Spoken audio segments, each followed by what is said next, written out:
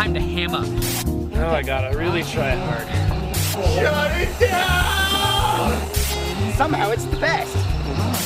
After the credits. A YumChunks podcast. YumChunks!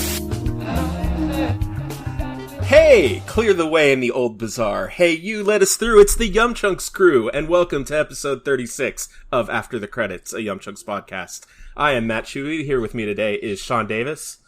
Oh my god, I'm still reeling from that intro. Oh. I'm here, though. Brian Davis, how are you doing? I'm doing great. Good to hear. And Chris Schmidt is here, I think? Yes. You sure about that? Ask again later. Way to keep that energy up there, Chris. Fair enough. Thanks, Chris. Definitely didn't kill our momentum there. Thanks. Well, here we are on another episode of After the Credits. Tonight we're going to be talking about the latest in the series of Disney live-action remakes of nostalgic 90s animated movies, this one being Aladdin. But before we do that, how about a rousing trip around the Chunkfire? What do you say? Ooh, I want to warm up near that fire. Does one take a trip around the Chunkfire? Yeah, that's what you do with bonfires, right? Are we collectively, chanting around this as we tell our stories? I imagine it's just sitting on a log. Yeah, I don't want to be moving around a fire. I could just sit. Well, we'll let the listeners decide how we are, engaging with this fire. Well, that's the beauty of it just being audio, is that you have to fill in all the visual blanks yourself. Yeah. Well, that being said, Sean, hey, how you been? Hey, I've been doing pretty good. So I don't have a lot of original material this week for my Chunkfire story. So I'm just going to kind of piggyback on things that have been brought up, if no other reason, to show that, hey, I take your guys' recommendations. Oh, good. So one, I saw Long Shot, which I believe Chewy said you had seen and enjoyed. Yes, I did. I also enjoyed. Yeah, it was good. It was a modern rom-com that was enjoyable and funny and sweet. So yeah, I mean, I think probably you'd agree it doesn't mess with the formula too much, but it's it's good. It's a good time. Yeah. And then I believe Vince mentioned this from last episode, but I have been watching Chernobyl, the HBO miniseries. Has anyone else started that or watched any of that? No, that was Vince's recommendation, though. No. It wasn't a Vince recommendation? It was, yeah, it was. Yeah, oh, it was. Okay.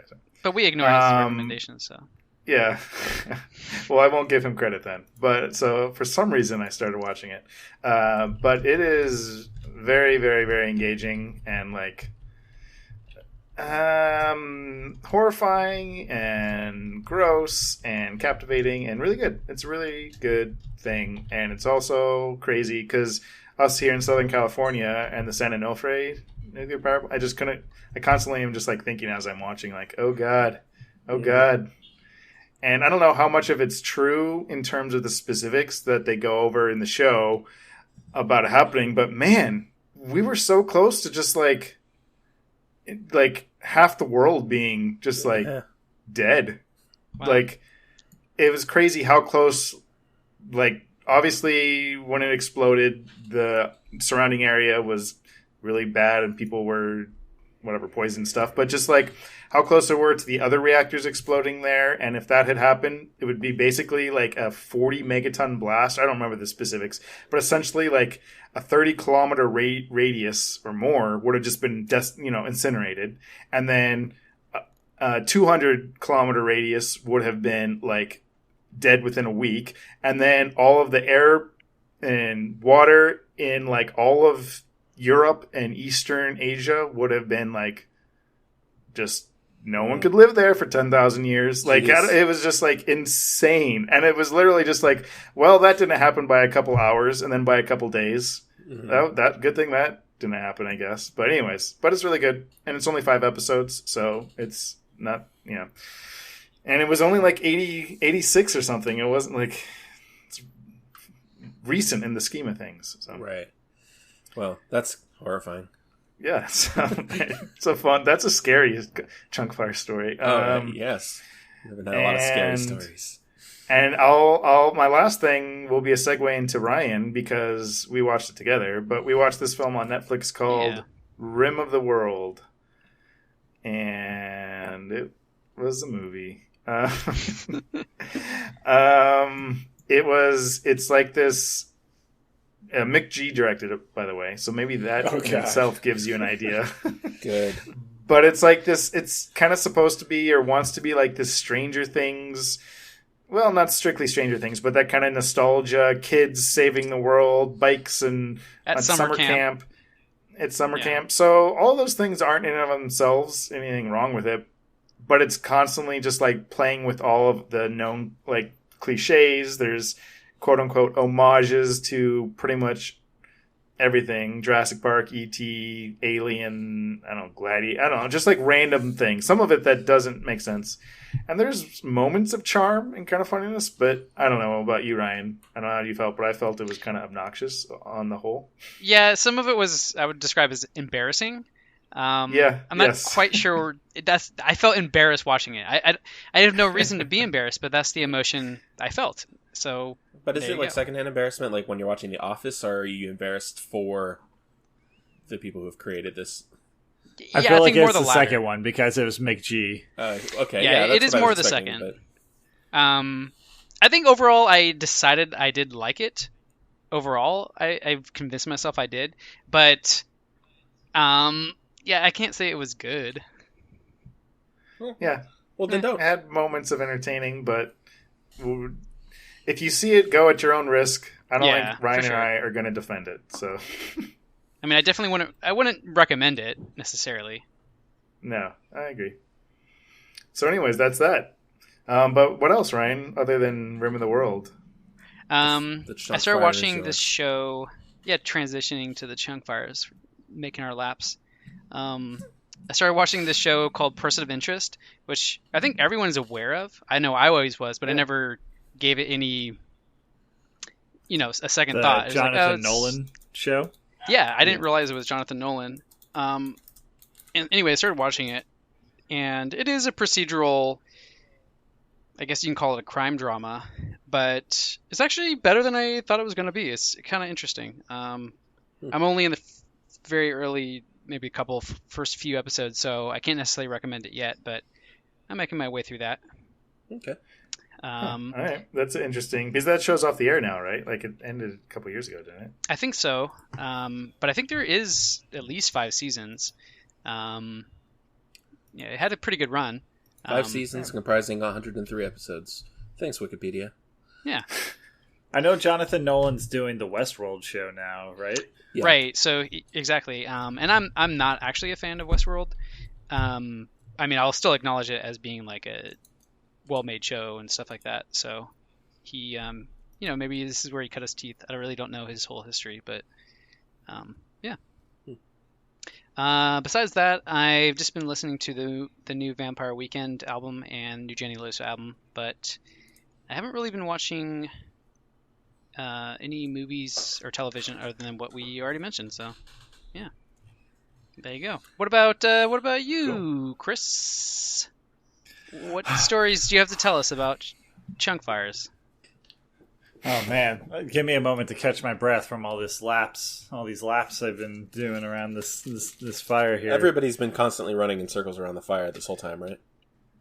Yeah, I mean, but I'm not winded like Chris. As far as this narrative is, we've all built a separate fire in our kitchen. So I mean, on the uninteresting front, I guess I've just been working. Please tell us the most uninteresting parts of your life. That way, there's the interesting parts after, I guess. I don't know. I mean, my life is not interesting, I guess. No, I mean, just busy at work. E3 is, as of this recording, like a week and a half away. Oh yeah, that's exciting. Are you going to be working it, Chris? I will not be working it. I will be going. Oh, what about you, Sean? I will be attending as well, but I am not working it. Ooh. Sony ducked out. Yep. Hey, we did an episode on E3 last year. Should we do that again? Oh, maybe. I mean, I think it. Does anyone want to come up? I could possibly get people. We could possibly have a. I would want to go party. I mean, Sean normally. Oh well, I guess we. Never mind. No, I'm avoiding. Chris is about to incriminate all of us, but which is why I was trying to change the subject. No, I'm avoiding crowds at the moment, but okay. but I wouldn't mind hosting again. So there you go. Cool. What else, Chris? I know your life is more interesting than that. Here, Chris, let me ask you something. The Death Stranding trailer came out today. What did you think of that? I mean, it's a Kojima game, so it's obviously the greatest thing since the last thing that he did. I mean, it's got a little baby inside of somebody's esophagus giving you the thumbs up. I mean, what do you want from anything?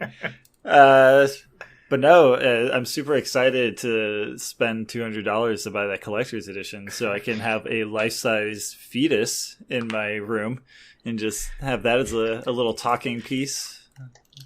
It's just too bad you're forced to do that, and you can't just buy the game at normal price and enjoy it like a normal person. But then I wouldn't have a life-size fetus statue in my room. I don't understand that life, Sean. I don't understand how people could live with that. No, I mean, I was, I don't want to say bummed, but the fact that the gameplay is very reminiscent of Metal Gear, which isn't a bad thing at all. It looks very similar to Metal Gear Solid 5, which was a great game and had great gameplay. It's just, I don't know, I thought I was going into this expecting him to break out of that mold completely and take hard left turns, but yeah. The shooting parts of the trailer were the most uninteresting to me. So yeah, but I did like him running away from vehicles in an open field and turning around and just punching people. That was pretty funny. Also, the music matched well with him pulling a ladder out of his thin air. But no, the game's going to be great. And I was also very surprised with the release date because this would make it like the shortest development cycle for a Kojima game since I've been alive, it seems like. It's only like a 3-year dev cycle? 3, 4, maybe? I don't know. Yeah. So I saw someone joking that the announcement trailer and all the stuff for Death Stranding came out in the amount of time it took Square to come out with one new teaser for the Final Fantasy VII Remake. It's true. Square is amazingly slow. Other than that, I have been over the past couple months I've kept my mouth shut about this because I wanted to finish it, but now the first season is over and I can talk about it. Doom Patrol, I cannot recommend enough. One of the best superhero shows, definitely the best superhero show I've seen, probably better than 9/10 of the movies out there as well. It's just so unique and funny, and it really embraces, and it fully embraces that comic book element that I don't think has really been captured by the movies or shows to date. Just like that bizarreness that you can capture on the page that you can't really capture in film. They somehow managed to do that with this show. And I mean, it was nice to see Brendan Fraser getting work again. And I don't know. I can't recommend that show enough. I think Ryan and Sean, I think you guys would dig it. I don't know about you. What's it on? It's on that DC Universe site. Why would I like it? I was only kind of paying attention, sorry. Oh. Is it because it's DC? Thanks. Is it because it's DC? Yeah. Oh. Well, all right. I mean, my favorite comic book movie of all time is a DC movie, so, I mean, I don't know. What you want? Jonah Hex, obviously. Yeah, Jonah Hex. But, yeah, no, it wrapped up as amazing as it started, just balls to the wall craziness, and I'll have you know, I wrote this as you were talking into my what to watch notepad file. So good. My reverse psychology worked. No, this was before you. I've deleted it after you said I wouldn't be interested in it. I said, "Oh, Chris doesn't think I'm going to be interested," so I immediately deleted it. But yeah, I'm sure. Like you ever listen to me? Wow. Hey, Chewy, how you doing? I'm doing all right. I'm doing fine.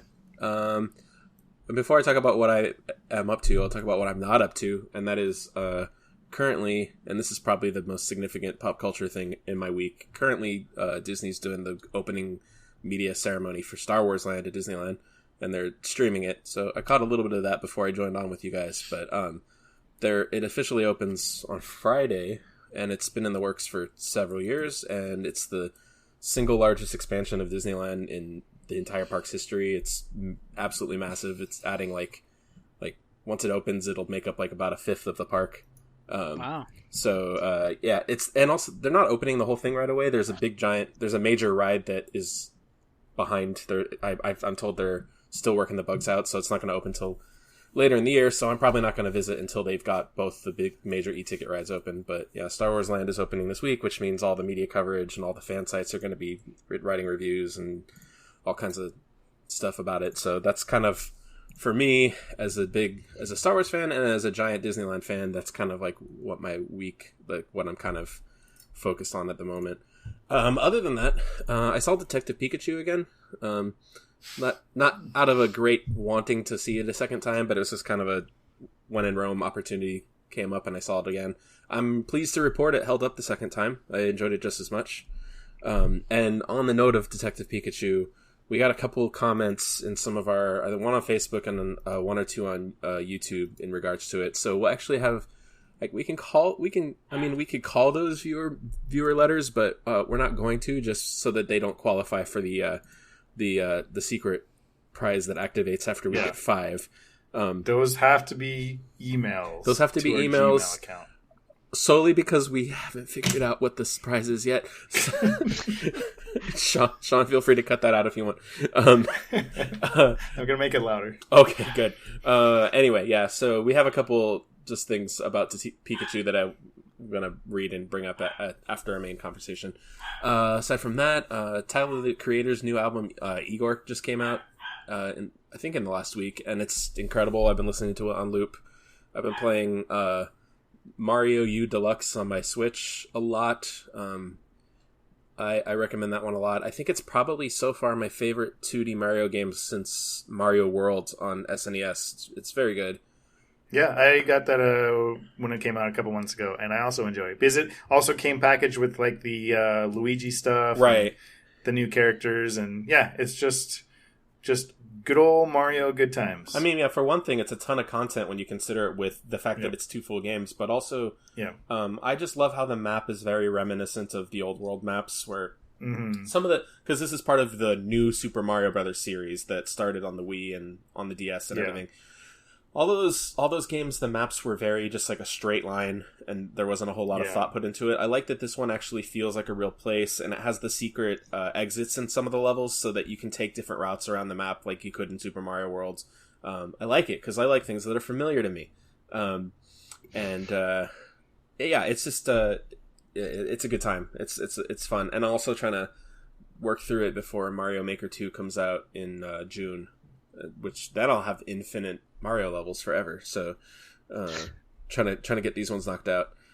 And then this is really random, but Maeve and I decided to watch through all of in related to the main topic today. We decided after seeing Aladdin to watch through all of Fresh Prince of Bel-Air, because it's one of her favorite TV shows of all time, and I've never watched through it. I've only seen a couple episodes here or there, and it's like when I did the Simpsons watch through a couple years ago, it was the same situation. It's a show that anytime I'd seen it, I always enjoyed it, but I never like bothered to watch it or keep up with it. So we're going through Fresh Prince of Bel-Air, and then also finally we're watching that show Nailed It on Netflix, the one where they bake the cakes and they're terrible.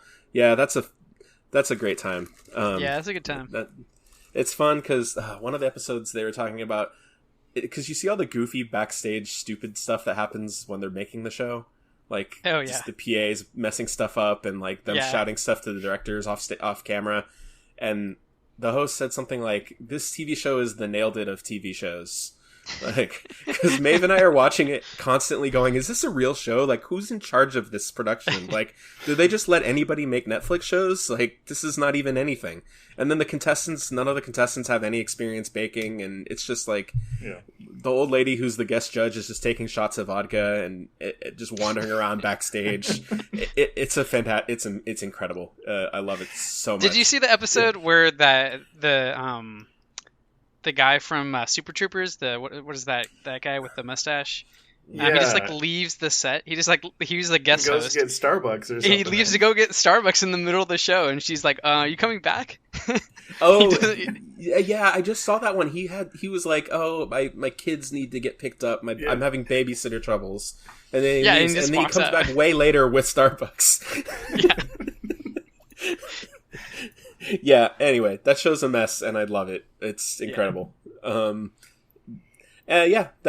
Those are sadly all the most significant things that have been going on in my life recently. So there you go. I think I'm the last one to share around the Chunkfire this week. Yeah, you are. That was it. Excellent. That was Did everybody get their cardio in? Yeah, I'm real tired. Yep. Now I got to take a seat. We should all sit down and have a long conversation 60 laps. about something that we're interested in. And on well, that, you were speaking of things that you were familiar with and that you liked because of that fact. Oh ho ho! Oh, so that leads us into Aladdin, which is what we're going to talk about. Sean, you get to recap it this week.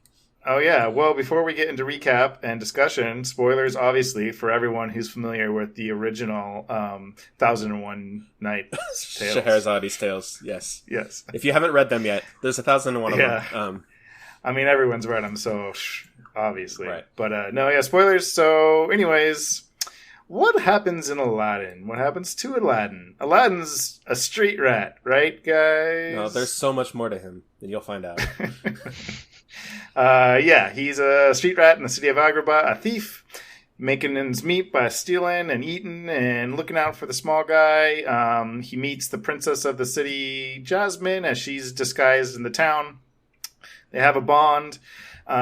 He sneaks into the palace one day and is captured by the evil vizier Jafar of Agrabah, who sends him on this secret mission to go to this ancient cave of wonders where there's hidden a secret treasure, a lamp that Jafar wants, and Aladdin's the only one who could get to it.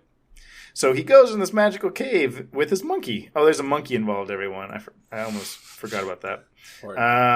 His monkey Abu. They meet a magical flying carpet, and he finds a lamp, and Will Smith lives in that lamp. And he comes out, and they talk, and sometimes they sing. And Will Smith makes Aladdin rich and powerful, and they fall in love. He falls in love with Jasmine. And Jafar is angry and jealous, and he gets the lamp and turns powerful. And how are they going to stop him? Well, Aladdin tricks him. And that's it. All right. And then they get married. Aladdin and Jafar. You kept saying they. Anytime you said they in that description, I assumed that you I'll meant let people interpret who the they is they want. I'm just going to let them go see the movie and just realize how wrong you were for most of that. Anyways, the lesson is don't be evil. Well, be evil to a certain extent, but then stop being evil. Anyways, that was Aladdin. So now, what did you guys? First of all, let me ask this: how familiar and how much did you like the animated Aladdin? Because that was probably my favorite Disney animated movie.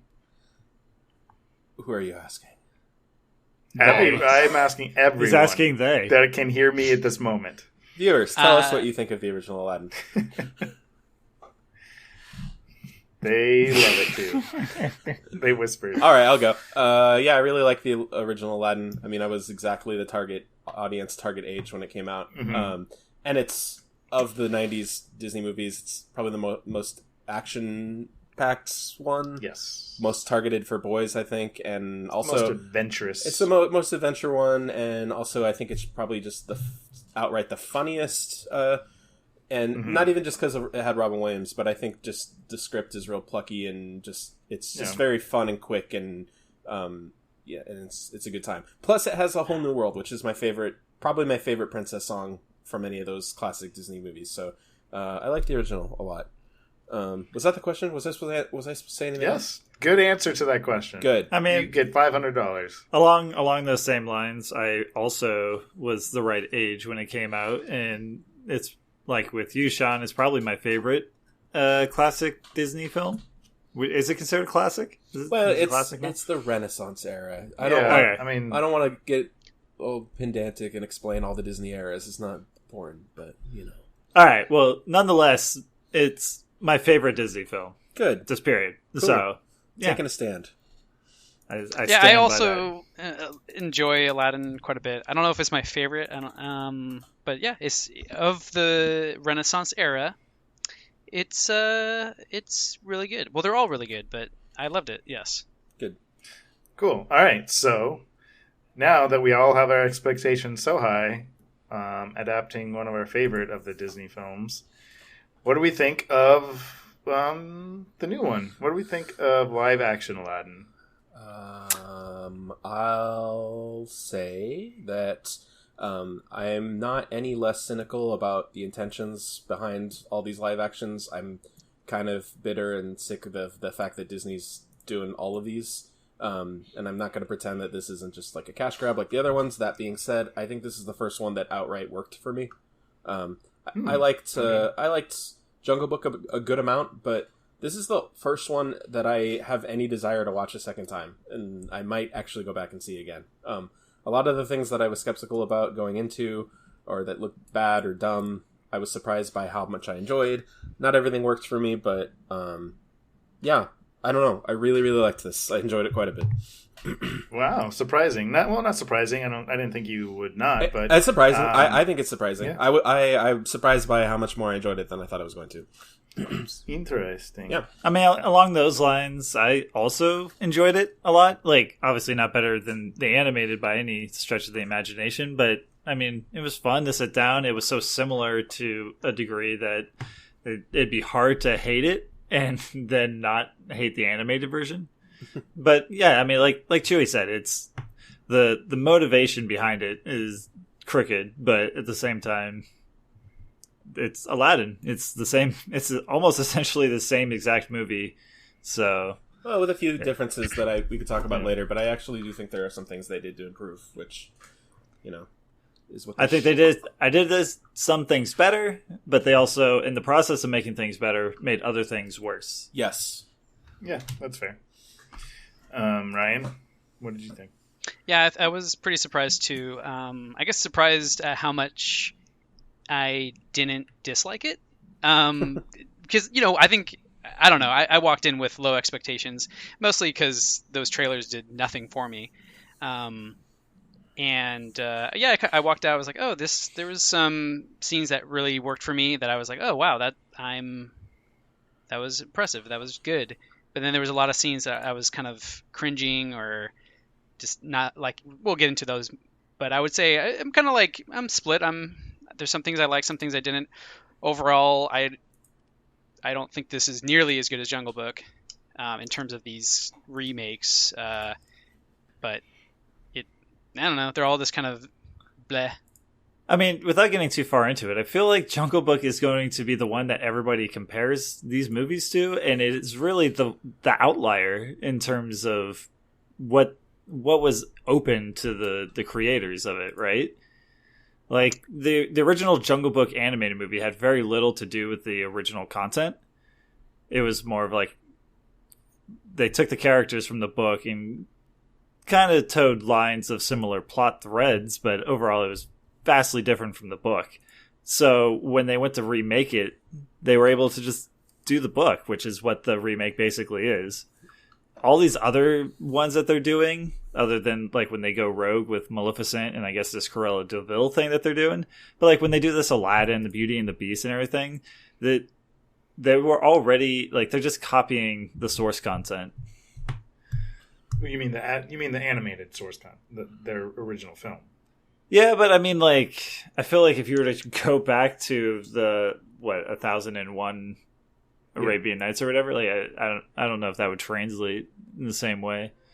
whereas the Jungle Book is modern enough, I think. Yeah, no, you said that they're just copying the source material, but I think you meant they're not. Well, okay, sure.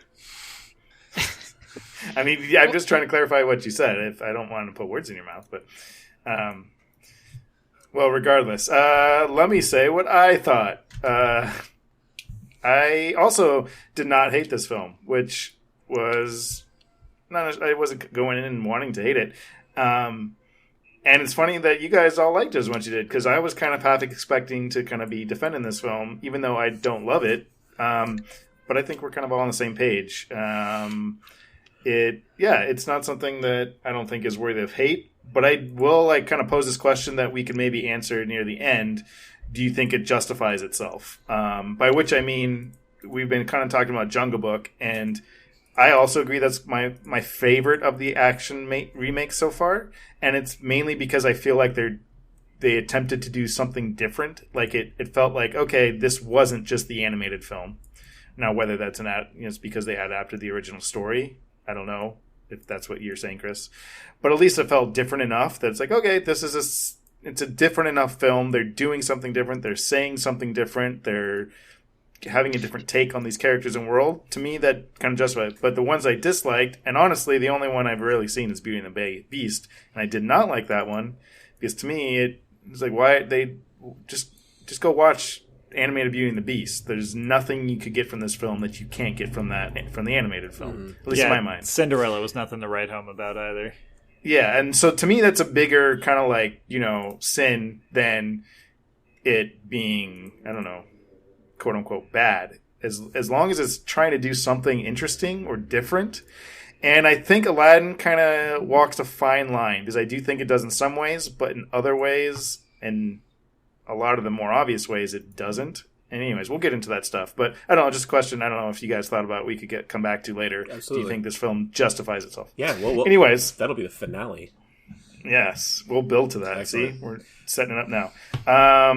What were some of your favorite parts then? If everyone actually somewhat enjoyed this, why did you guys like it? All right.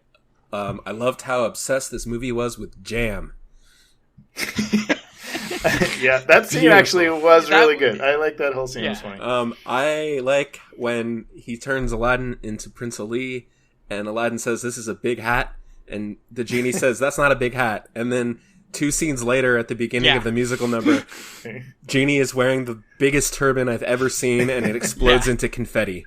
That is incredible. That is amazing. That was great. Sean, I've already answered your question. Does this movie justify its existence? Does it try to do anything new or push boundaries? I think I've already proven my point with my first 2 points. I mean, does anybody disagree that Will Smith kind of just carries this movie on his back? I disagree. Okay. I mean, that's why I posed the question. I wasn't expecting everyone to just agree. Well, I don't know. So I did have a lot of thoughts about that. One, he was not nearly as well as the trailers or he was Will Smith. Well, he was just Will Smith, and as much as you could say that's a fault, I mean, honestly, so was Robin Williams. I mean, they literally wrote the role of Genie for Robin Williams, so it's not like you claim like Robin Williams somehow embodied some other character. Like, no, it was the same thing. So I felt like, for the most part, I actually enjoyed his performance. The parts that, like, it felt where they were just kind of playing the same beats as the Robin Williams Genie, as opposed to the Will Smith Genie. That's where it felt like, he's just trying to, they're just trying to kind of do the same thing. Right. The stuff that worked the best for me when it felt like authentically like the Will jam Smith. Scene. And I think, like that, or the scene where he's like just in the desert with Aladdin talking to him, and I actually did not like the romance, but at least that was Will Smith. By the way, the Will Smith, the Genie romance with the handmaid, which we get into later. We'll talk about that. But at least that was Will. That was something completely him, or at least well, that character. While we're on the topic of Will Smith, because it's such a big topic, we may as well linger on it for a little while. But I saw the trailers, and the first time they revealed Will Smith in the trailer, I was like, oh man, like he's just Will Smith ended up so much. And I think in a trailer it doesn't really work. I think the reason it worked for me in the movie is because it's the same reason why Robin Williams does. Like, when Robin Williams appears in the original movie, it's so jarring. It's such a big shift in tone for the movie, and there's an adjustment period. You have to go, oh, okay, that's what this movie is going to be now, right? And I feel like it's the same thing with Will Smith in this movie. It's still an adjustment, but once you've adjusted to the fact that, okay, this character is this magic character that is breaking the fourth wall, it's a different flavor than Robin Williams, but I think you do adjust to it. And I think for me that once I did, it totally worked for me in a way that I wasn't expecting. And yeah, like you were mentioning, when he was trying to emulate Robin Williams, I think a lot of it was like specific quotes and lines from the original movie that were so like they felt iconic that he had to read. Yeah, and it's like, well, you didn't need. I don't know. For me, that wasn't. Well, it's weird because there's so much of it. Robin Williams was improv, but those lines become pivotal to the plot. Like, well, we got to have this line, but so it's just like it's hard to separate. Right.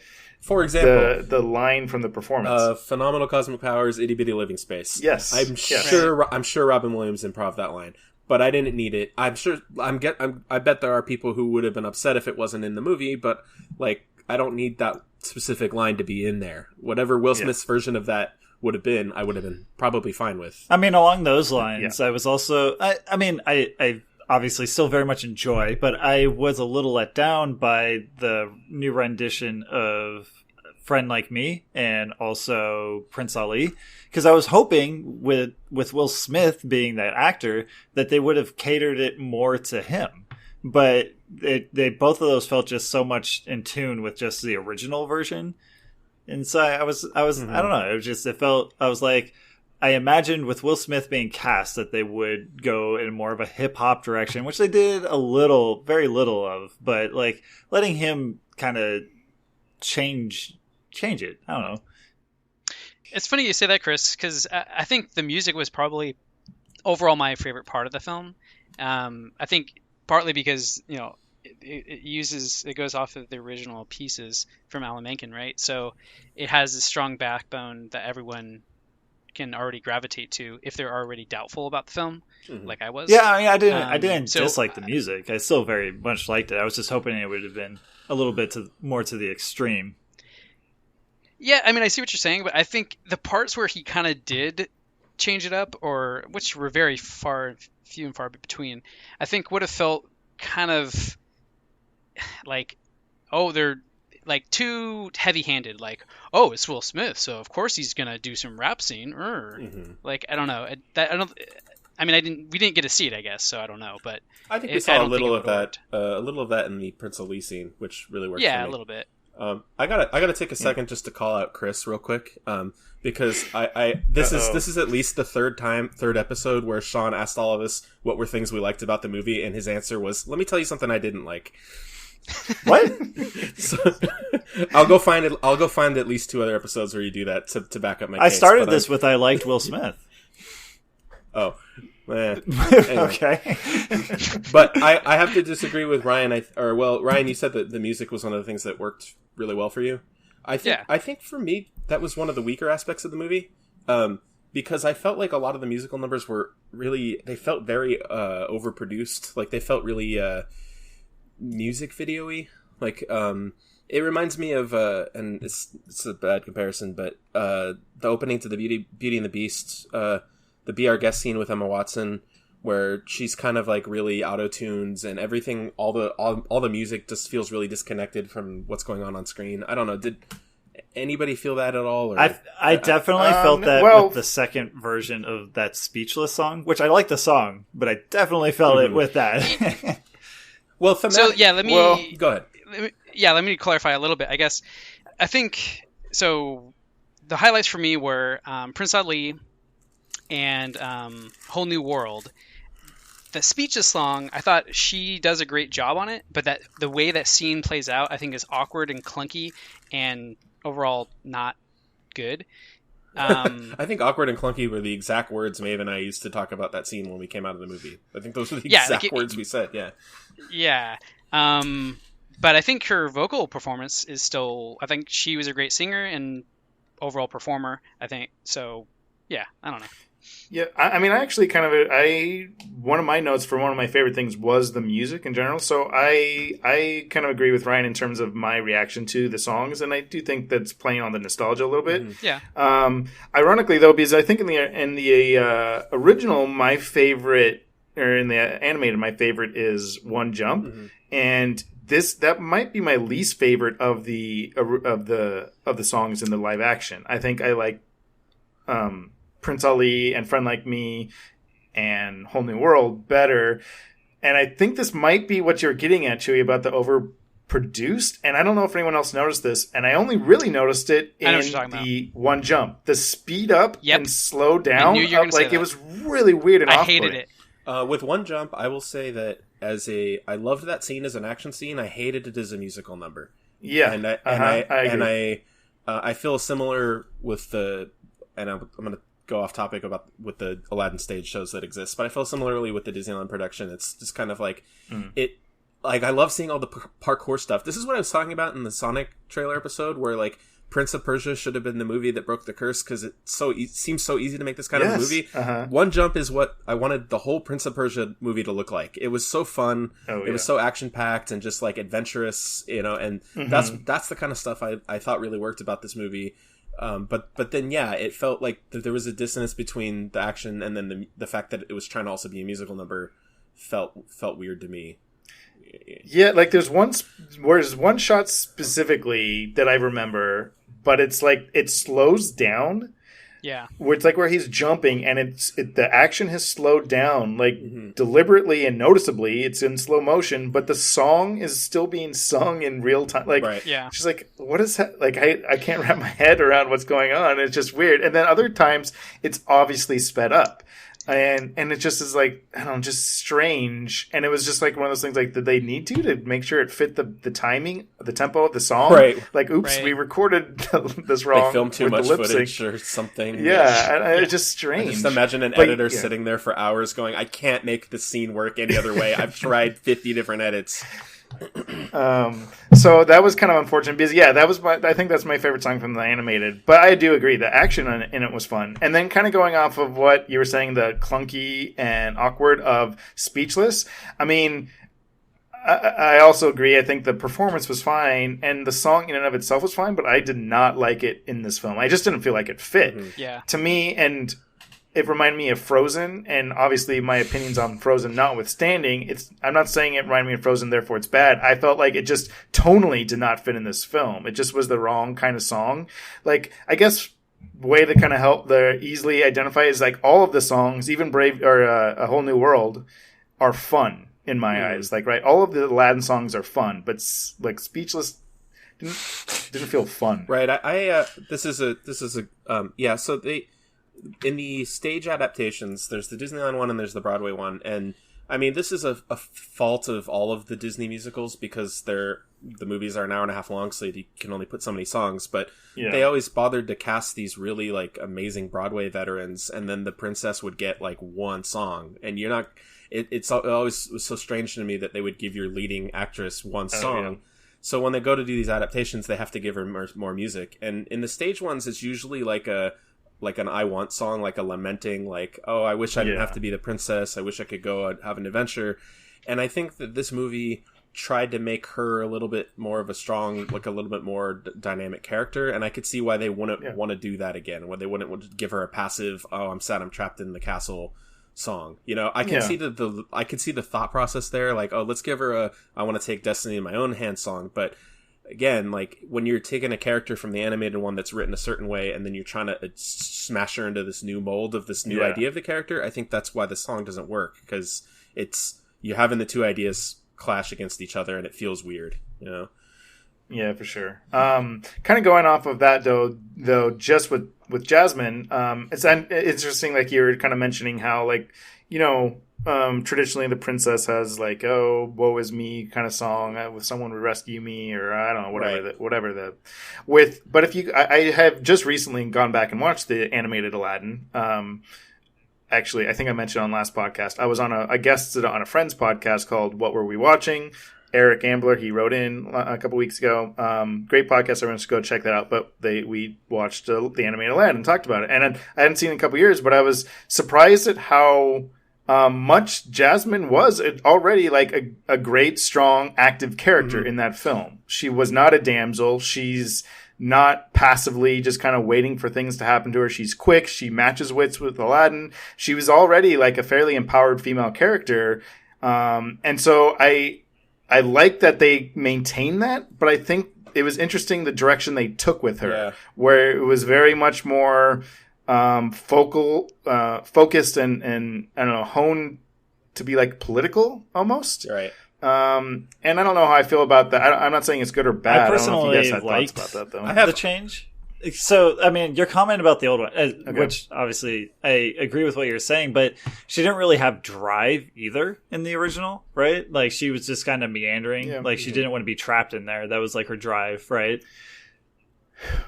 Well, I think that's kind of a symptom, a little bit of the original too, in terms of the theme. I think it was more that she was driven to not be trapped. Right. So they gave her. You're right. It's not something so they gave like her you don't have drive, a goal like per a purpose se. in this one, right? Which I felt worked overall for the better, except in that second verse of Speechless. I felt like just that whole thing being in her mind all of a sudden was very jarring and weird. But I mean, beyond all that, I really liked it. I thought she had Thanos powers. I want to see if you guys notice. Like, I have a lot of thoughts about Jasmine and how she's depicted in this movie. But do you guys notice the change with the pole vaulting scene? Yes. Yeah. I did not like that change, and I'm not sure why they changed it. I didn't like it at first, and then when I talked about it after the movie, I came to love it. And here's why. Okay. So in the original movie, Aladdin's like, oh, we're going to have to jump this thing because this is how the life I lead. And she doesn't hesitate. She grabs the pole and she vaults across buildings. In this one, she hesitates. And at first, when I saw it, I went, why are they doing that to her? Like, that was one of the things we liked, that Jasmine's spunky and she's a go-getter. Yeah. But you think about it in the context of this movie, about, like, what her drive is and, like, how she's trying to be a more dynamic character. By doing that, they make her more unsure at the beginning of the movie, and then think about the end of the movie, she's basically the Sultan.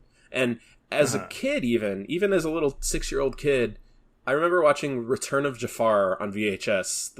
Return of Jafar, not that this is a benchmark for anything, but in the second Aladdin movie, they're training Aladdin to be the royal vizier because he's going to take over as Sultan one day when the Sultan dies. That's a plot point in Aladdin 2 direct-to-video. And even as a little kid, I'm like, Aladdin shouldn't be the Sultan. He doesn't know nothing about politics. I was like, Jasmine should be the Sultan because she's actually royalty and knows how the job works. But why are they training Aladdin to be? That doesn't make any sense just because whatever. So, like, I liked for one thing that was a plot point in this movie. Also, if you've seen you've seen the parody Aladdin Twisted from Team Star Kid, that's also a plot point in that. So I like that. I don't know if Disney came up with the idea on their own or if I would like to think that they've seen Team Star Kid's version of it. But either way, if you think about it, making her a little bit more unsure at the beginning and then having a higher goal to build gives her more of an arc. And that's why just the little things like that to make her a little less strong at the beginning feels more realistic to me. And I ended up really liking it once I figured out where the movie was going. So, I don't know. That's my... Yeah, I'll think about it. I guess I could kind of see that. I still don't know if I really like it, but I understand what you're saying. You don't have to like it. It's fine. You don't even have to think about it if you don't want. It's not going to change my opinion. We all must come to the exact same opinion. That's what the point of this podcast is. Any other thoughts on Jasmine? Or just collectively, the emphasis kind of placed on kind of the political aspects of this film. Like, not just her being Sultan, but like the idea that they're going to declare war on another nation. And yes, I liked all that because Jafar is also not as one-dimensional now. Because if I hadn't seen the original at the beginning, I'd be like, well, he's kind of shady, but he's not clearly the devil like he is in the cartoon. You could almost, if you wanted to, if they had given him one or two more scenes, it could almost be like Jafar's not necessarily in the wrong type of situation. If they'd wanted to go that direction, I feel like they were very close to doing that. That way, at the end, he goes power crazy and turns into a crazy person. Again, you get a slightly wider arc than you do in the cartoon. I feel like they were almost there. So by adding those little plot points in, I think it adds a little bit more depth, and it's makes it a little less cartoony. Yeah. Also, I like I don't know that actor's name, but he's in a handful of things. He was in like Game Night and stuff. But the guy who played the king or prince of what country? Oh, yeah. You mean from Maniac? He's in Maniac. Yeah, from Maniac and Game Night. And he's in the Star Trek episode of Black Mirror. He's Oh, in a it's bunch the of random Breaking Bad things. guy? Yeah. Yeah. I don't think he's... No, not not him. that guy. No. He in Game Night, he was like the doofus friend who was dating the British woman. His name is Billy Magnuson, I think. Yeah. Anyways, I thought he's also in Kimmy Schmidt, right? Yes, he is. Oh yeah, that's right. Yeah. He's a side character in a lot of random things that we've all seen. Yeah. Yep. And he always plays actually that kind of same character. But I thought it was good. Well, kind of going off what you're saying, Chewy, about like fleshing out more stuff, and I think for better and worse, that's so to me like the live action ultimately, I don't know. I don't know if it hurts the story overall, but it makes, like with animation, I think there's this layer of like, oh, we don't care if Jasmine doesn't have a handmaiden or the political machinations of the kingdom don't make sense on a surface level because it's an animated wacky thing with the blue genie flying around. But when you adapt something live action, the suspension of disbelief kind of lessens, right? Mm-hmm. So you have to kind of like fill in those gaps a little bit more. And I think, I don't know, I think in a lot of ways it helps, like you're saying with the political stuff, I agree. But then in other cases, it's just a tough spot because I don't think they needed to do it, but if they didn't do it, it would have been a large gap in things. I don't know if you kind of get what I'm saying. Does that make sense? I think I understand what you're talking about, but was there a question? Well, I don't know. What did you guys? I mean, do you guys have similar thoughts, or did the questions that they answered, even if no one asked them, feel satisfying to you guys? Like, where's Agrabah on the map, or like those types of things. It's like, oh yeah, I guess a normal human would question. No, I don't need that. I mean, I know what you're saying about live action and like this idea that things need to be more real, but I think it's about world building. If the movie constructs itself as this is the world we live in, where the details of maps and specifying your wishes down to the degree of lawyer specificity, if you don't need to do that, I think it takes away from the movie sometimes. Let it be the world it wants to be. And good writing and set design can build that world. It can be fantastical and still be live action. Mm-hmm.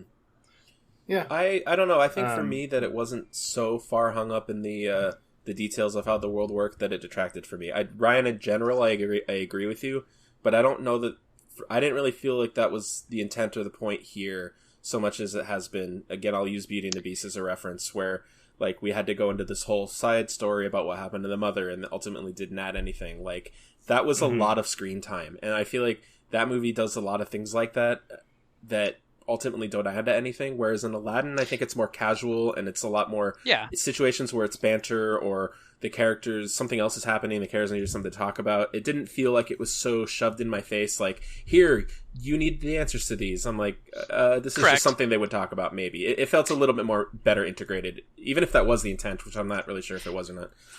Yeah, no, I mean, I don't disagree with that. In fact, there are few times that they do spend more time establishing more of a quote-unquote real world. Didn't necessarily detract it, but they didn't necessarily add. And I think that goes towards what I think my biggest problem with the movie is, and that's editing. This movie is over 2 hours long for a kid's movie. Yeah. It does not need to be this long. And the pacing really, I think, suffers from, especially in the beginning, where it takes us, I think it's over 20 minutes before we even get to the Cave of Wonders.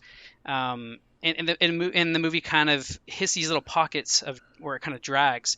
And for a fun movie that you guys have already talked about, Aladdin being a little more adventurous, just really, really fun and funny. And I think it's part of the pacing, right? It keeps us moving along at a quick pace where you're like, oh, what's next? What's going to happen now? Oh, wow, that's crazy. That's funny. That's a musical. Or a song. And this one, it keeps hitting these pockets where it drags. And I think, maybe sometimes the movie slows itself down to take the time and talk about these quote unquote real things, when it's like, well, I don't know, I didn't need that. You should have just kept it flowing. I don't know. I didn't feel like it. I felt like the movie didn't feel its length. I was surprised beforehand when I found out that it was over 2 hours long. Because by the time we got to the showdown with Jafar and he gets the lamp, I went, oh wow, we're already here. Like there's got to be more movie left, and I don't know. For me, it didn't. I didn't feel the length. I think the editing was clunky at times, and the pacing did get weird, but it felt like it moved quickly for me. I kind of agree with Ryan. I felt like the beginning of the movie felt like it dragged. I think once Will Smith showed up, that's when time started to really kind of pass a lot quicker, and then I would agree more with you, Chewy. Mm-hmm. But I don't know. Like, I felt like there was a lot of awkward world building in the beginning. Also, like, another thing is, okay, so they kept turning to Hakeem, right? And they made Hakeem such this key kind of player. But at the end of the day, like, I don't feel like they needed to do that at all. Like, I did find that strange. I thought that the emphasis on Hakeem at the end was weird. Almost as weird as their emphasis on Jam throughout the movie. It was strange because up until then he didn't seem, he just like, he had the same role as he did in the animated film. Like, he's a recognizable guard, and he's kind of a rival. It's kind of, but all of a sudden now it's like, oh, let's get deep into this guy's backstory. Yes, that was odd. That was odd. Yeah. I mean, I agree. I think the first act is the thing that I think suffered most, which is weird because as soon as the film started, it actually starts faster than the animated film. And so I was actually like, oh, this is going to be great. They're speeding through. They're not going to make it. They're not going to draw it out. Like, it starts right when he's, I don't know, it felt like it started. Like, it just does that one long shot of Aladdin on the streets, and then into Jasmine in the palace, and then to Jafar on the cave. It's all one shot, that whole sequence. I'm like, oh, that's a beautiful introduction. But I know exactly where it fails. I love it. Yeah, exactly. And then it slows down as they're tweaking and introducing Jasmine and Aladdin and trying to expand on their relationship, right? So it starts right off the bat when they change a little bit of like the whole theft thing, right?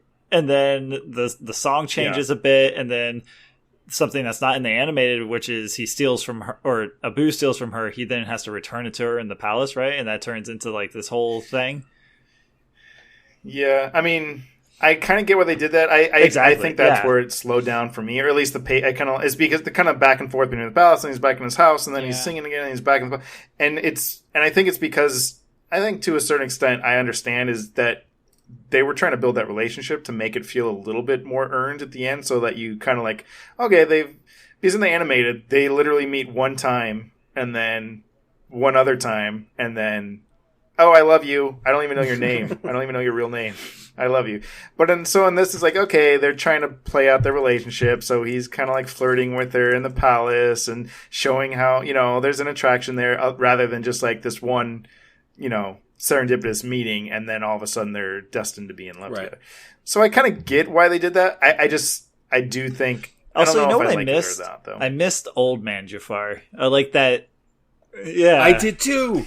Yes, I agree. So that was my big... the thing is, I really actually like, and you kind of touched on this, Dewey, in terms of Jafar's backstory. And I thought it was great that, like, he was like, I was just like you, Aladdin. Yes. I make my own power. I make my own destiny and all this stuff. But I didn't like how young he was. I don't know if it's just that actor, the casting specifically, but I thought the performance was fine. I just didn't think he was right for that. Well, when I mean Old Man Jafar, I don't mean like him being an older person. I meant the version that he was. Yeah, detour to the prison. Oh, you're saying? Oh, I'm saying I just wanted an older, like, feeling Jafar, not like old man, but just someone who felt like, I don't know, he just felt like a young. I don't know. How old is that actor? I don't know. No, but I know what you're talking about. You're talking about he who holds the gold makes the rules, Jafar. The bald-headed liver spot. Yeah. The guy in the prison. That detour would have added too much running time, but I did miss that. That was some. I think one of the things that I was missing from this film was a little more charisma from Jafar. I think maybe Jafar has a little more. I think that's what. Yeah. Oh yeah, and I don't know, realism. But like, remember at the end of the film or the animated one where Jafar does his little song and dance. His, He has his own little. He has the Prince Ali reprise, the bad guy reprise. Yeah. I love that because it shows it's like such a weird thing for the villain to do, who's super stoic and maniacal, to like break out into song, but he does it in a very charismatic way where, like, you know, villainous characters can be charismatic, and that's one reason villains become beloved as much as hated, right? So I think he was missing a lot of that charisma. Yeah, the charisma and the charm, especially when he's just with like the Sultan and Jasmine. Like in the original, like in the animated, he's like so sickly, syrupy, like, you know, charismatic and stuff. And you know, as the audience, obviously, you kind of like, okay, obviously this guy is evil, whatever. But it's just like you get how he's so suave and he just knows exactly how to say, and all of his words just kind of like drip out of him, right? Where in this, he just always seemed kind of abrasive. Yeah, and he was always like muttering and mumbling and just being very like, I don't know. I did not like that element. And maybe that's what it is. Maybe it's less about his age per se, but I just think I felt like in the animated, he wore that glove, and then when he took it off and you see him with just Iago and how bitter and spiteful he is, like, that's great. Yeah. Whereas I don't think there was you don't really see that dichotomy in the live action. He changes a little bit, you know, you get to know his true motives, but he never felt like he was putting on any sort of big show for the Sultan or anything like that. He just always kind of seemed like, I mean, even with Jasmine, he's still just kind of like upfront about how much he disagrees with her. Yeah. And he's never like he doesn't really like, my humblest apologies, princess. Like, like in the animated where he's just constantly like seeping it on. Anyways. Is it worth bringing up the lack of Gilbert Gottfried? Yeah. You didn't like Alan Tudyk? Was that Alan Tudyk? Yeah, that was Alan. Which is funny because he plays the chicken in Moana, right? Yes. He's always. I don't know. Yes, he does. Yeah, and he's usually the secret villain in these new wave Disney movies. This one, it was a secret that he was the villain to me, because I didn't find out until I saw the credits. Yeah, I don't even think I saw it in the credits. He's just appearing everywhere. I don't know how I mean, it's funny because Robin Williams is such, you know, overshadows everyone else in that film. But it's like in any other animated film, if you had Gilbert Gottfried, he would be the comedic. He'd be the Robin Williams. Yeah, exactly. But he's great. If you go back and like, Gilbert Gottfried is fantastic, and I love Iago in general. But like, he's just a great character. Another thing I was kind of surprised about is how much he's like an equal with Jafar in the animated film. Yeah, he is constantly arguing and like sticking up for, like, he's just like calling Jafar a jerk, and just like he's the one who gives Jafar lots of like ideas that Jafar actually does. And, he's the protagonist of The Return of Jafar. Yeah, and then he has the redemption arc at the end, and then he's in the animated series. Animated series. He's one of the heroes, right? Yes, he is. Man, Iago. This movie did Iago dirty. Yeah. I guess they couldn't have. I mean, they could have got Gilbert Gottfried. We didn't need Abu. I mean, the stage versions have already acknowledged that. Abu's, he just takes up space. I mean, he was only even an elephant in like one scene. In the animated, he stays an elephant for a long time. That cartoon elephant is a pretty good cartoon elephant, if I gotta say. That's a good Abu elephant. That is what Abu would look like as an elephant. So here's a funny note. I just noticed that we have not talked about the main character of this movie this whole time, which pretty much sums up how I felt about him in the movie. That's kind of also how I feel about him in the animated movie, if we're being honest. Really? Yeah. I don't know. I loved him in the animated film. I mean, that's why I like that film so much. That's why I like One Jump so much, too. Like, that's my favorite song. Yeah. Is because it's all Aladdin. Like, he was always my kind of the type of like protagonist character. I'd want like the thief who's really clever and smart, quick on his feet and his wits. And like like Robin Hood, like he's, I don't know, maybe it's a little bit, it's not super original, but as a kid anyways, I definitely loved Aladdin. And I don't, you make a good point, Chris. We haven't mentioned but I think that's what I said is no detracting from Aladdin in the original. I just saying like, I love Aladdin in the original animated, but he's not in my top 3 characters of the original either. I mean, I think that this is a story that has a lot of good side characters, and I don't know. Yeah, I don't know. I think that carries over for the remake for me. I don't know. He's a little too. I mean, he's the guy you're supposed to relate to. He's fine. But you know that that element in the animated version of him being like the pure heart, though, right? Yeah. Like, you know, you get like they still did it in One Jump, right, or right before One Jump, where he fed the kids the dates or whatever that he stole. But I don't know. I feel like the animated version did a much better job of giving him that character to make you care for him more, where I didn't really get much character growth out of him past that point in the live action version, where I felt like I should care about him.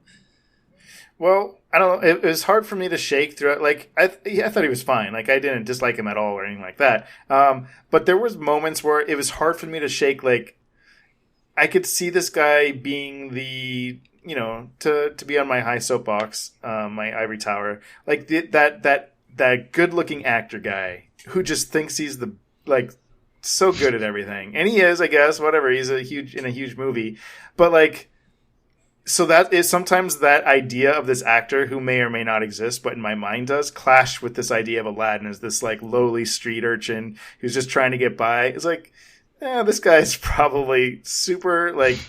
So like full of himself and just like think any party he goes to or room he goes to, he's the center of attention. Every conversation, everything has to be about him. Like, again, I'm projecting. I don't know if that's what but when I'm looking at this character moment, sometimes it was that's what I got. Are you sure you haven't met this actor? Are you sure you don't have history with him? I definitely didn't meet him at a Starbucks on Santa Monica Boulevard last June. So no, I don't know. I mean, he could be really nice and not like at all like that. But it's just like, you know, the classic like drama kid who was just like, I don't know. Gotcha. It's just maybe the air of confidence that he projects, and it clashes with his character. Maybe, I guess. Yeah, I kind of got that a little bit. I get maybe. Yeah, maybe it's in his smile. He seems a little too sure of himself.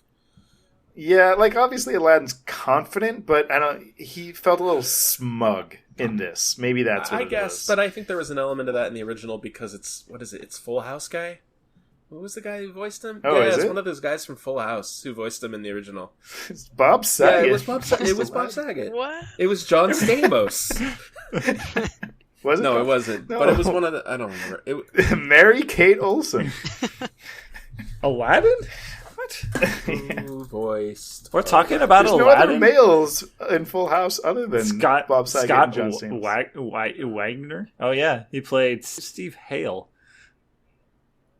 I think he's one of the daughter's boyfriends in Full House. Oh, okay. But this is such a '90s guy. This guy, look at this guy's face. I'm just looking at his Wikipedia. This is the picture. guy, Sean. This is the guy you described. Yeah, but when it's just a voice, this is the person you just described. Go look this guy up. Yeah, I'm gonna look at.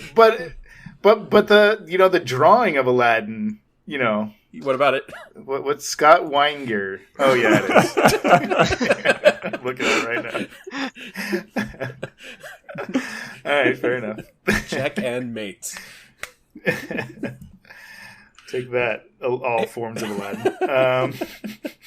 None of you are good. Yeah. Well, I will say Aladdin had less confidence in the movie than he did the the live action. Yeah. He at least had like some doubts at some point in the movie.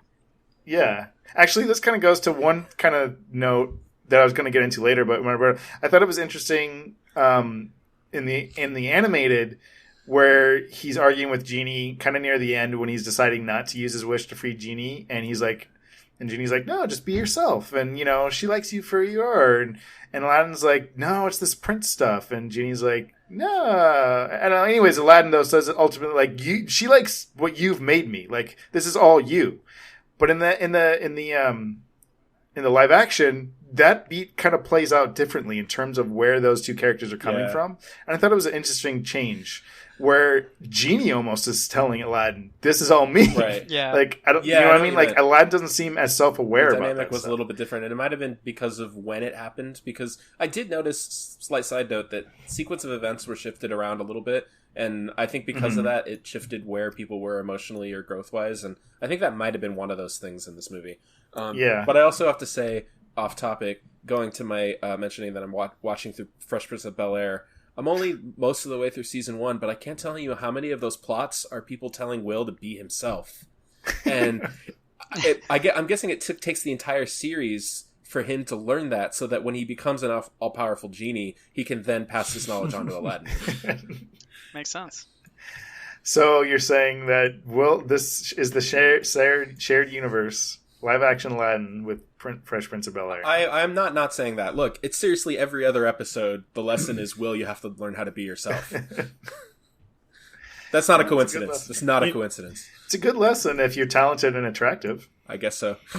I was thinking about Will Smith as you were talking about him. One thing I did also enjoy that they kind of tweaked for this live action version was the concept of genies and their kind of freedom to interpret, right? Like in the original one, it was Jafar was like, I wish to be a genie, right?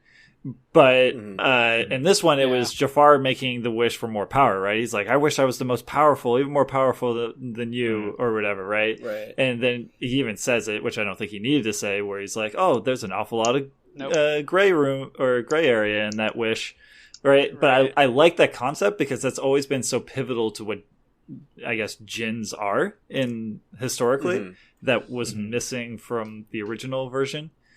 So I mean, it's not major, but I would have liked it more. I would have liked it more if they had actually done something with it, because to me it was wasted screen time, and it just if they're gonna do that, make it matter. Because one of the reasons I actually like the animated Aladdin is that they don't get bogged down in the specificity of wishes. That it's like, yeah, we're in a happy Disney universe where intent is the key, and they make it a point for the genie to point out, like, if you say, make me a prince, I'm going to make this prince appear over here, which was a funny joke. So if that was the payoff, then I guess good job. They did it. They got your congratulations. I wonder if what Chris brought up is the payoff, because Ryan, you're mentioning how they set that up at the beginning. I wonder if they were trying to move away from the let's not make it so obviously we tricked him into wishing to be a genie. We needed, maybe they were trying to make it more complex, and that was their weird way of setting up, like, oh, the genie has the ability to interpret, so at the end that's how the problem's going to be solved. I don't know. I mean, I guess, but why not just it's really clunky. Yeah. Well, because it's kind of a weird. It's like they try to do the the kind of monkey's paw wish thing, where it's like, it's always gonna get back at you, but it's not fully. Never formed. really does until Jafar does it. It's an incomplete. Well, Genie constantly tells Aladdin throughout the movie. He's like, "Oh, you're one of them," or he's like, "Oh, you're not one of them," right? Like he keeps referring to them as those that get bogged down, not happy with their wishes, right? And no, he was saying that you're one of the people that will be always wishing. You're not one of the people that's always going to be wishing for more. That has nothing to do with the specificity of wish interpretation. But I mean, I feel like those two things are intertwined during the story on purpose, right? Like, I feel like once you get to the end, like, also with the growth between Aladdin and Genie, like, they give each other knowing nods right before Aladdin pushes Jafar past that point, and then Genie's like, oh, there's a lot of gray area. I'm going to make you regret it. Yeah. How many people do you think Genie's turned into other genies? If he's seen this happen in the past and people are always asking for more power, does he just keep turning people into other genies? Mommy, Daddy, Gotcha. Where do genies come from? Yeah, maybe that's what Genie was originally. Where did the the original reproductive genie come from? cycle of genies? What came first? Which came first, the genie or the lamp? That's why genies are so rare, and it's such a big deal to find them, because a very specific sequence of events has to happen for a new genie to come into to being. Or maybe there's going to be more genies now, because are those kids half genie? What does that mean? No, he specifically said earlier in the movie that he wanted to be human. He actually went out of his way to say that. I think that was so that we didn't ask those questions later. Well, Here's a question that I was thinking about. Did he choose? So I was watching the How It Should Have Ended for the original Aladdin, where they make a joke that at the end is like, no, listen, Aladdin, when you wish to be a prince, I made you a prince. I didn't just dress you up like a prince. That's like all my right. Yeah, that's what I always had. So when I was watching this one, I had just watched that, so I had that in mind when I was watching the end. And I never saw, like, they have that little byline in the rules, but the wish was never undone. So at the same time, it's like, they're not breaking the law. They don't need to change the law. He wished to be a prince. He is a prince. Yeah. He fulfills that rule. Yeah. Yeah. Yeah, that's what I mean. This is an issue with the original though too, or the animated too. Is like, well, if what Genie is saying it comes true, then he is a prince. Like he doesn't need a king. Whatever arbitrary meaning there is behind that title, he has it according to. Okay, the so Genie. have you guys seen the stage version at Disneyland at California Adventure? Ryan, I know you have. Yeah, I watched it with you guys Yeah. once. Okay, I have not. all right. One of my favorite things in that show is, because I always thought it was so stupid in the cartoon, is when Jafar says he wishes to be the Sultan. He says, "Genie, make me the Sultan." In the stage, both movies, it's this big magic to do. But in the Disneyland version, Genie goes, "Okay, poof, you're the Sultan now." And there's no anything. Yeah. There's no special effects. And then I thought about that in the movie because I thought that would have been hilarious if they'd kept that. Yeah. But they did the big to do, and then the next scene. There's that scene where Hakeem is questioning his allegiance, and I'm like, well, if you're answering to someone who's not the Sultan, then they're still the Sultan if you're answering to him. Like, exactly. Like, Yeah. what? The Sultan hat doesn't have magic powers in it that means that you have political powers. Like, it's the Sultan is who is decided to be the Sultan. Yeah, there's no like, it's not like the gravity or like some physical like Right. law of the universe that this person is Sultan. It's just obviously a construct that. What a waste of a wish. Should have just wished to be a sorcerer for the wish number 1. Then he could have done whatever he wanted. Yeah, then you could have made yourself a Sultan, or I don't know. Anyway, well, What a terrible wish. yeah, dumb Jafar. I'm glad Stupid wish. a Genie. Well, what did you guys think about? I touched on it earlier, but the romantic subplot with Genie and girl. Well, I did not know that Nasim Pedrad was in this movie, and I love her. She's one of my favorites on SNL right now, and I was just happy with any more scenes with her in the movie. So I was okay with it just for that reason. Otherwise, it was weird and clunky. Yeah, I agree. I mean, I was fine with her, but I'm Yeah. not sure the intent of that subplot. Well, It was just so Genie can have a wife. I don't think that's what it is. I think that the animated Disney movies, they all fall into the pattern of we have to give the female character a animal so that she has someone to talk to. But now it's not the 90s anymore, so we have to give them real people to talk to. So I think the Nasim Pedrad character exists solely to give someone for Jasmine to talk to, and than just the Raja? right, because otherwise it's just her speaking out loud. Dissing Raja? I am, yes. But then when she's there, she's like, well, okay. They're like, what else are we going to do with her? You know what I mean? Like, that the Genie romance felt very, what else are we going to do with this character that we have to have? Otherwise, it's weird that Jasmine has no friends. That's my... Aladdin he has a monkey. That's also weird. And then he has an anthropomorphic carpet. How does he have no human? He doesn't have any human friends. friends. Has he stolen from literally every person in Agrabah? How does he have no human friends? How does he not have at least thief friends? He's got a lot of women swooning over him. Or like motherly women like looking after Swooning over him. Yeah, I guess that's true too. I don't know. It's weird. I mean, I feel that you're right though, Chewie, and ultimately that's kind of how I felt. It was Maybe punky Aladdin shouldn't have weird. been living on the streets. Maybe he should have spent night after night at a new woman's bedroom. It's a different movie, I feel. That's a weird thing to say, Chris. You're a weird guy, Chris. People are very strange these days. Anyway, yeah. So, anything else? I have one final question. All right. Unless there's other things specifically people want to get into. Is it going to be what's the message of this movie? Yes, it's time for Sean to ask. What is the message of this movie? Sean, it's be yourself. No, I don't know if it is. Okay. Be whoever. Maybe. I mean, I think that's an element of it. Be whoever you want, then. I don't know. That's the message. One of the two.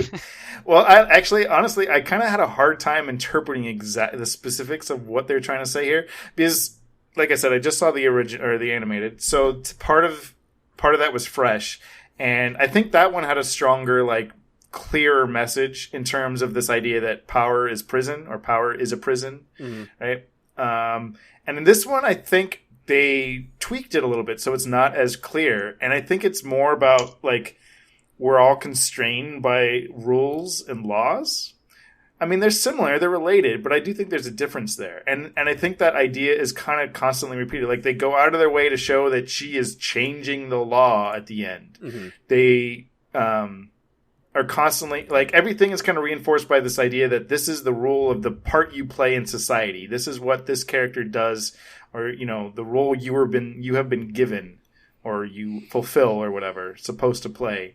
And this idea that these constraints are kind of like define how we act in society. And I don't know if they're enforcing that or subverting that.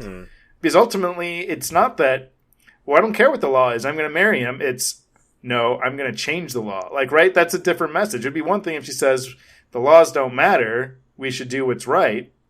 That's a different implied meaning than the laws do matter, I need to change them so that we could do what we want. Do you kind of get what I'm saying here? Yeah. Yeah. I mean, the genie does break the law, right? It takes a lot of interpretation, I guess, with the law, you can say. Mm-hmm. Where he makes Aladdin sign the contract even though he's unconscious. I don't know why the genie doesn't just... Anyway, it doesn't matter. But I even think that kind of plays into what I'm talking about. I mean, the gray area, I think, still fits into that idea, though, that it's still bound by law. I mean, he's even literally signing a contract in that scene. Right. Yeah. And I'm trying to... I had some other examples, but I'm drawing blanks now. But it's just something I kind of noticed kind of throughout. Yeah. And like I said, it's pretty similar to the original in terms of those aspects, too. Like, I don't know, things like, in the Cave of Wonders, it's the rule, don't touch anything, and then he touches something, right? Like, that's in the original animated, too. That's fine. But, yeah, I don't know. I just was curious if you guys had any thoughts on what's the message? What do you get from this? I mean, I kind of agree with Chewy. I feel like, especially in this version, with what they did with Jasmine, I think the be true to yourself, holds more true than even the power thing, right? Like, her whole Speechless song is revolving around her not being who people want her to be, but her being true to herself. I mean, it's basically in the lyrics itself. Yeah, Sean, I hear what you're saying and understand your points about kind of like how the law is looked at in this adaptation, and I tend to lean more towards that these fall under the nuts and bolts of taking a cartoon, adapting it to live action, having to make some adjustments because certain things need to work a certain way in live action, and then as a result having to explain those things. I feel like you get into that weird, what we've talked about in other adaptations, but you get into that weird gray area of like what needs to be realistic, what doesn't. And I think when you're talking about the legality of certain things factor into the plot, then you actually have to address some of those things a little bit more than you did in the cartoon version. I'm not sure that really, in my mind, affects what the point or the message of the story is, because I think ultimately it's probably a lot simpler. I don't know. Does that make sense? Yeah, I mean, and you're probably right. I mean, I don't disagree with that either. But I do think that these... you're right in terms of them having to justify it in a more realistic sense, but I do think these are deliberate like choices they make. Oh, yeah. And I think a lot of these subtle things, as much as it's easy to dismiss them, and it's easy to like discredit or just wave them away as like, oh, they didn't think about it. I don't know. I think I always want to try to give the filmmakers as much credit as possible, right, even for these small decisions. And I think it's not happenstance that these decisions were made for those changes. And that kind of brings me to kind of back around to what I started with. Do you guys think this film is justified in terms of it being different enough, saying something, meaning something, telling a story that's different, or that justifies itself existing outside of the animated film? Boy, I mean, who am I to say whether a movie deserves to exist or not? A podcaster who talks about movies. No, I mean, is it justified in existing? No. But, I mean, I really enjoyed it, and I probably will enjoy it again. So, I mean, I'm glad it does. But, no, like I said at the beginning, there's still the part of me that can't shake the cynicism behind... I mean, like, every single animated movie from the 1990 to, like, 2005 has, like, a live-action remake in the works. And that's so just... well, all right, that's what give people what they want, and I'm not going to pretend that that's not the reason this movie exists. That's not the sole reason. That's because that is. But I mean, they did all right this time, and I liked it. So, all right, whatever. Yeah, that's where I'm at. Yeah, it's a tough question because, like, if you were giving me the power to snap my fingers and this movie wouldn't exist if I deem it unworthy of existing, that's a hard. Yeah, that's a hard question to answer, right? Because I mean, maybe it doesn't have to be binary. Maybe it doesn't have to be an ultimate black or white. Is it justified or not? I guess maybe like on the spectrum of the other live action interpretations, where does it sit? I don't know. All right. Yeah, whatever. I'm not going to grade it on quality. I'm grading on how well did it justify its existence. I'll give it a C+. Okay. I would give it a little bit lower than that. For me, like, uniqueness and creativity and originality hold a lot more weight, I think, for me when I'm judging something, which, fair or unfair, that's just how I do it. Sure, yeah. But, yeah. So, to me, this movie didn't do enough different to justify its existence. The things that they changed were so obvious that they changed them. Like, you're watching a scene, you're like, well, yeah, I've seen this movie a million times because I've seen the animated movie a million times. And when they change a line, like we were pointing out already, it's obvious, right? The fact that we're noticing that one line change as being so obvious tells me that, well, that means the movie is 99% the same, but there's these one little percent spikes that happen where we notice a difference. And to me, that proves that it doesn't stand on its own legs. So I would overall say no. However, I think I do agree with Chewy that there was a lot I did enjoy about it. So yeah, again, it'd be a weird thing for me to have the power to make this movie not exist. But yeah. Chris, what do you think? I mean, I guess boring answer is I probably agree with Chewy almost word for word. You are the live action adaptation of Chewie's animated answer. Is what you're saying. Yeah. Not adding a whole lot. Right. So yeah, I mean, so it's kind of a weird conundrum because I completely agree, Ryan. You said it perfectly in terms of like the details and the line. You notice one line be different, but essentially everything's the same, right? Yeah. And except to me, and we're going back to thematically now, whether you agree with me or not, but just it doesn't matter. I think to me, I do think thematically it was different, and it's weird because when you take something and you adapt it, in my opinion, I feel adaptations you should be free to change anything and everything, with the exception of maybe what the message of the work is, right? Like that's kind of one of the core things. There's no point in adapting something if you're going to change the complete message. If your movie's about, murder is bad, well, I'm going to remake that story, and I'm going to say murder's good. Right. Well, you're not really remaking that story, are you?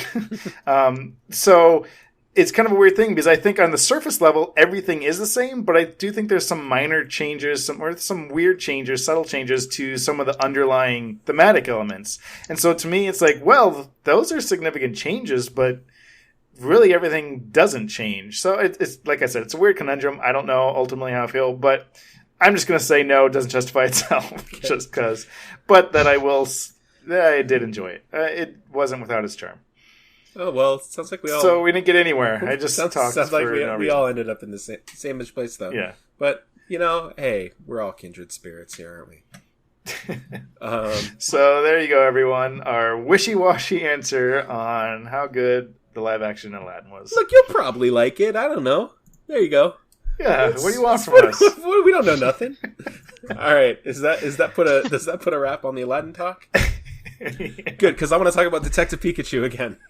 All right. I got two comments. So we got an email, and so that's email number 4. No, we didn't get an email. No oh, it's a YouTube comment, right? We got a YouTube comment, we got a Facebook comment. So the YouTube comment is from Angels of Palo, and he says, pausing at 27:45. That's a timestamp. Says, I think you hit it on the head here about how the universe is what does the legwork for the film. but I can honestly say even that was something I was worried about when going into an adaptation, because it has some glaring moral issues if you look too long or closely.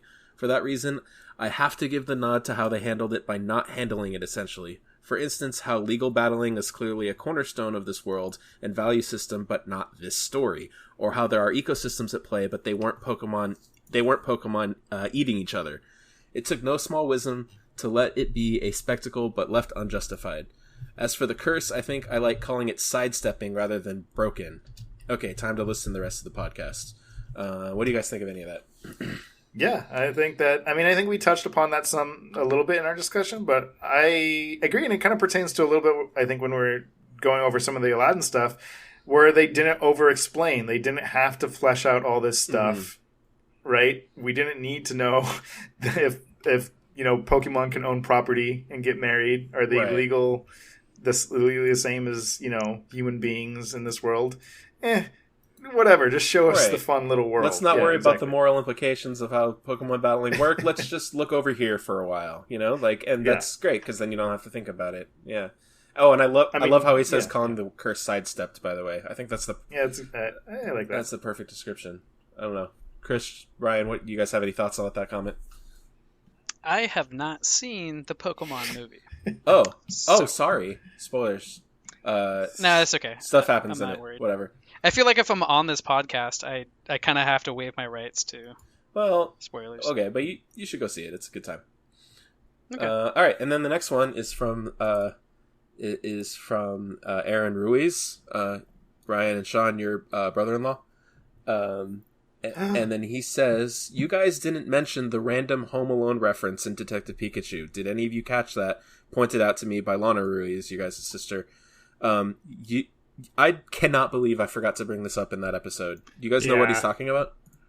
I feel like when I watched the film, I totally know, but I can't off the top of my head remember when Timmy goes to his dad's apartment at the beginning of the movie to look for him or whatever. The black and white mob movie from Home Alone is playing on TV. Oh, totally. I remember thinking, like, what the heck? Why are they playing the Home Alone movie? Because that's not that. It's not a real movie. It's just a movie they made for Home Alone. They made it for Home Alone, and I'm pretty sure Home Alone's not the same film studio as Detective Pikachu.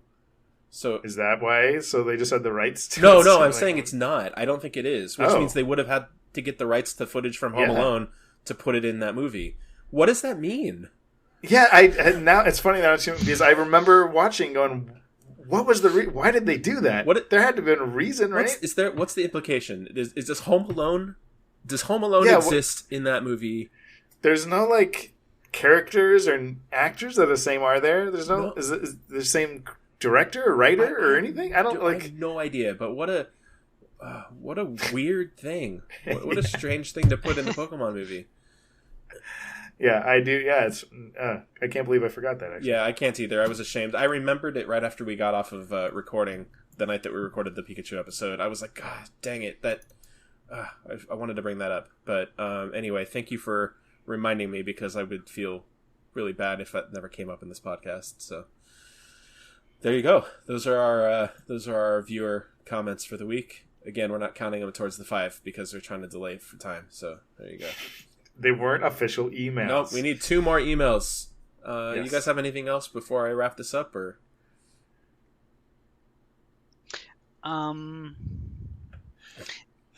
Nope. DJ Khaled. Another one. Oh, that was what I was going to bring up. Dang it, Chris. You did it. I wasn't going to do it, but you did it. Yeah, I felt that was hilarious. Like, what a pleasant Disney movie I just watched. DJ Khaled! Another one, yes. Okay. Which reminds me, he was on SNL for the finale, and I'd never seen him, air quotes, perform before.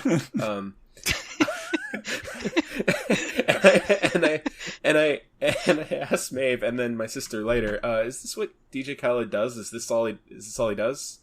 Like, he just repeats the same things and then just brings out new rapper. Yeah, that's what he does. Okay. This is music. Yeah. All right. Cool. All right. Well, on that note, I'll go ahead and bring us home. Yeah, is it okay? Can I do it? You can do it. All right, great. This has been After the Credits, the YumChunks podcast, episode 36 on Aladdin. If you like what you hear and you want to hear it somewhere else, here's all the places you can hear it. We are on Podient. We are on Google Podcasts, Apple Podcasts. We're on Stitcher. We're on Spotify. And what else are we on? Radio Public. And probably some other things. Oh, we're on the original YouTube YumChunks channel. If you want to reach our show, you can leave a comment there. Or you can leave an email in our email box, by which you can access with yumchunks@gmail.com. I'm not on my game That's tonight. That's the best way to convey that. This is how you access our email. Look, I've done this really well in the past, so just give me all right. So those are all the things. If you like the show. Also, if you like the show, you should tell people about it so that more people will listen to the show. And I was going to say, I know there's been a few comments and reviews left on some services. I know friend of the show, Kevin Clickman, has reviewed our podcast on something, and thank you. And another friend, Paul Arzone, has reviewed our show on iTunes, I believe. So we do know that people who are reviewing them. Yes. And keep doing it. Thanks, friends. I'm going to go ahead and go out on a limb and say that if you give us thumbs ups or 5 stars or positive reviews or whatever these review systems are, it'll probably help us in some way. It'll probably put our show in front of more people. So if you like our show, please give us a whatever positive ranking you can give us on wherever. If we get 20 likes, we'll give a reward. If we get, we're not making any. No. I promise that if we get 20 likes on something, Chris will give you a reward. There you go, Chris. A signed autograph picture of me. Ooh. I think that's pretty good. Yeah, actually. And if we don't get 20 likes, we get to break Chris's legs. So. Oh, we were going to do that anyway. No. Yeah, but he doesn't know. Oh, no. Okay, bye, everyone. Bye. This has been After the Credits. a YumChunks podcast.